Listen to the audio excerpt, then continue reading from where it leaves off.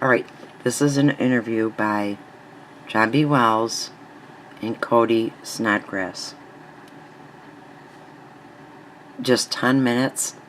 It's a must-hear. The whole thing should be listened to, but it just pretty much covers all these false flags from Ruby Ridge, WACO, Oklahoma City bombing, the Patriot Act written by Joe Biden, the pre-9/11, the first Gulf War, depleted uranium, the anthrax strain from Ames laboratory, and the damage to our soldiers, veterans, using squalene in vaccination to protect against the weaponized anthrax that we gave to Saddam Hussein. Depleted uranium from the 200 tons used during the Gulf War. The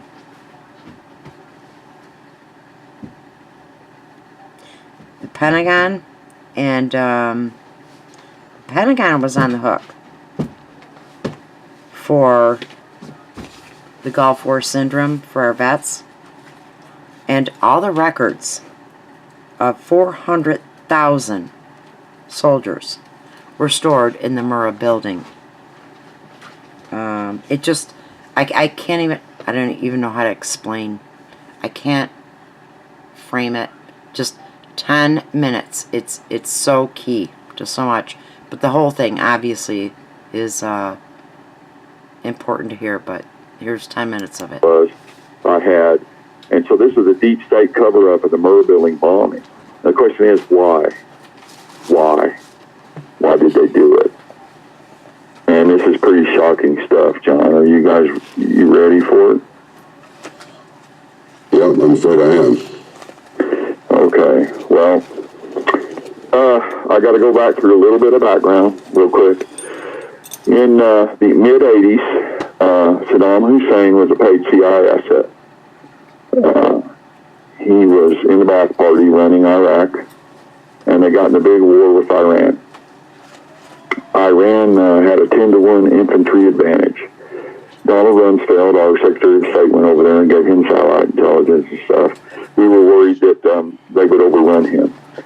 So we covertly armed him with the ames strains of anthrax out of Fort Detrick, Maryland. These were a weaponized grade of anthrax that they have a small protein coat, a small spore size and a altered protein coat, so they're more easily absorbed and more deadly.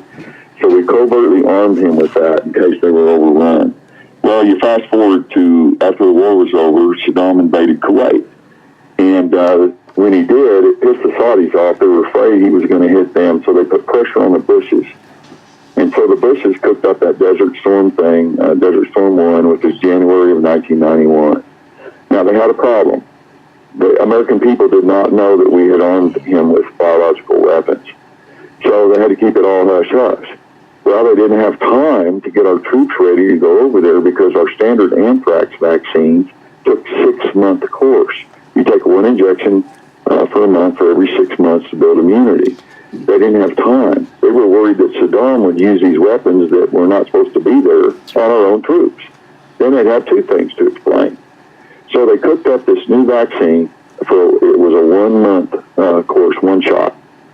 And they used squalene. It's an And what he's saying is squalene. They use squalene to quickly irritate the body to take in the vaccine. Squalene is now in the flu vaccines. It is so toxic to the body. Yeah, it's never been done before. It's an autoimmune booster, kind of like the Therasol that's in the mercury-based vaccines for flu, or the aluminum adjunts that are used in flu shots. So this stuff was untested, and they waived FDA approval, and they gave it to our troops going over there. The first lot went to Dover Air Force Base. In the book, I have all this detail. I have dates, times, everything. I took 4.5 years to write this book. It's highly researched. Anyway, to make a long story short, John, our guys were getting in these bad bum shots, and it was causing autoimmune disorders, which led to what we call the Gulf War syndrome. Now, when I got in theater over there in Iraq, the second problem occurred, and this was the use of depleted uranium munitions. They've been tested at the Dugway Proving Grounds, but they've never been actually used in combat. So the United States used approximately 200 tons of these munitions. Now, these were slightly radioactive. They were mainly used in the A-10 Warthog planes, the tank busters, and the 30-millimeter chain guns. I know pilots there that use those, and now they work for the Space Command here nearby for the CIA. However, they were also used in the M1 A1 Sabot rounds in the tanks. And Timothy McVeigh had confirmed kills there. He won a Bronze Star. But anyway, John, these, make a long story short, they come out with a real high kinetic energy out of those tank barrels, 5,200 feet per second. They had enough kinetic energy to blow a 11-ton Soviet T-54 tank turret clean up in the air like a tumbleweed. Well, when these big gaseous explosions, real hot, they made new compounds, uranium dioxide. And these were of a particulate size of 4 microns. Now, our standard MOP gear, all the NBC gear and gas masks that our troops were issued, John, they only went down to 10 microns. So now our guys, on top of getting bad anthrax vaccines, they were breathing in this radioactive dust and crap, and it accumulates in the thyroid glands and in the testicles. They were coming home from the war, making love to their wives. This stuff was being transmitted through their semen into the ovaries of their wives, then from the ovaries to the children, and the Pentagon had this huge medical problem brewing. The DU, depleted uranium, causes mutations in babies. So many Iraqi children were born with this horrendous, they usually don't live long, mutations. It's so awful and horrendous. And from what I hear, our soldiers' children, they just covered it up. The ones who had babies that were deformed and mutated from depleted uranium. They'd never done it before. No one knew this was happening, so our soldiers started getting sick years later. Okay? So the Pentagon was possibly on the hook for hundreds and hundreds of billions of dollars of future medical costs. That's key, the money. Billions.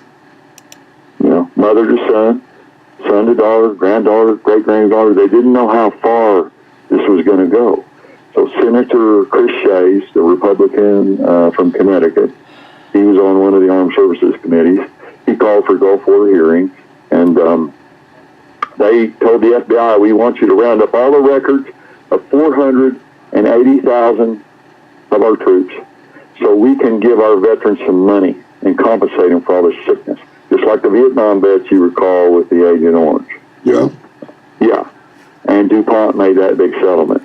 So here we are in 1994 with Senator Shays ordering the FBI to get the records. So they went around gathering all these medical records, and guess where they were stored? The MURRAH. The Alpha P. MURRAH building. You got to be kidding. No, sir. When those records were when that building was detonated in 1995, those records were lost. And so on September 19th of 1996, okay, a few months later, Congress was still involved in the hearings for the Gulf War syndrome. And during that hearing, I have the actual physical, the copies of that hearing in the appendix of this book. The Department of Defense admitted at the hearings that over 400,000 Gulf War syndrome records had, quote, disappeared. And so without those records to prove all these ailments, all the medical crap that was going on, the Pentagon basically was off the hook for hundreds and hundreds of billions, maybe even trillions, in long-term medical costs. Now, the second reason that MURRAH building was bombed was the ops that we were in. I was over there in Arkansas a lot, going back and forth from Tulsa. My job was to drive truckloads of ordnance. We had some associates who were in the Arkansas National Guard, and they worked in the Armory, and supply sergeants. And back then, things weren't on computer. They had, paper ledgers, and you can change a 10, and erase a 0 and make it down 1 pretty easy back then. And so they were taking loads of ordnance out of there and giving it to the CI to arm the Contras. And so my job was driving things back and forth, and a friend had a farm there, and they'd steal the ordnance out of there and hide it at the farm south of Little Rock. We'd cool it off for a while, then we'd bring it over to a buddy's house between Tulsa and Oklahoma City. We'd let it cool off there till we got our orders. My job was to drive this stuff back over to the main airport where it was transferred to Nicaragua. And so that's a whole other story there. But anyway, all these records, all these operations were going on, and it brought the ire of the domestic law enforcement. The DEA, the IRS, the ABI, which is the Arkansas Bureau of Investigation, they all began investigating all this stuff in MENA. Bill Clinton was getting 10% of the Black Ops money for running front for the CIA by using his position as governor.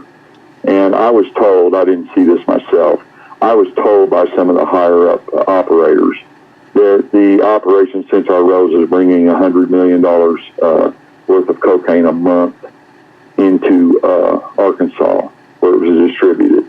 And I know I know all of it. That's a whole other thing. But Clinton got 10% of the Black Ops money, which was $10 million a month. They washed the money through the Whitewater scandal, through the Worthington Bank in Atlanta, the BCCI Bank, the Bank of Commerce and Credit International out in the Cayman. And that's some of the money they used, to move up to the White House. But anyway, all those records of the investigations of the Clinton's crimes, the Whitewater, all that stuff, guess where that stuff was moved? MURRAH Just building. before the MURRAH building was blown up. Okay, the reason we know this is because an FBI agent in the Little Rock field office, he called Craig Roberts, who was a Tulsa police detective there where I lived in Tulsa, and told him, he said, they've moved all these records out of here, all this Clinton stuff. I mean, in August of 1994, Ken Starr was appointed the Whitewater prosecutor. On July 26th of 94, the Whitewater investigations began. And then here in 1995, a few months later, they're all blown up. And so these records all disappeared right in the middle of these investigations and then Clinton's future impeachment. So Paul Craig Roberts, he wrote pieces and said that, this occurred. Now, we don't have any actual eyes-on intelligence.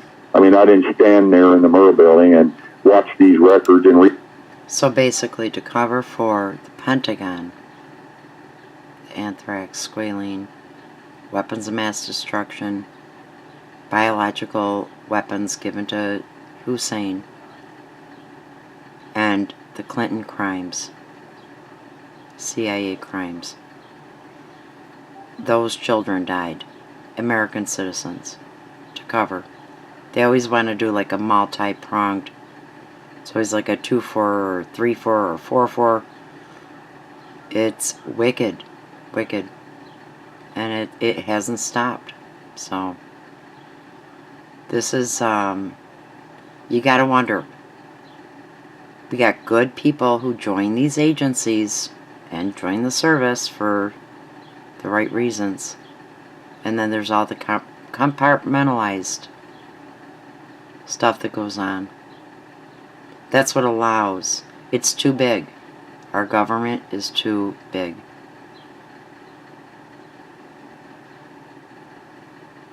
This is war on America that's been going on for a while.